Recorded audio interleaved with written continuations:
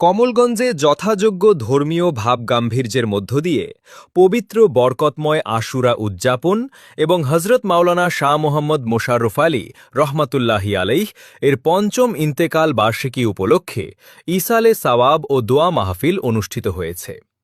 হজরত শাহ আজম রহমাতুল্লাহি আলাইহ দরগা শরীফ মাদ্রাসা কমপ্লেক্সে আয়োজিত এ মাহফিলে সভাপতিত্ব করেন তার সুযোগ্য নাতি কাজী মাওলানা মহিউচ্ছুন্না আজমি।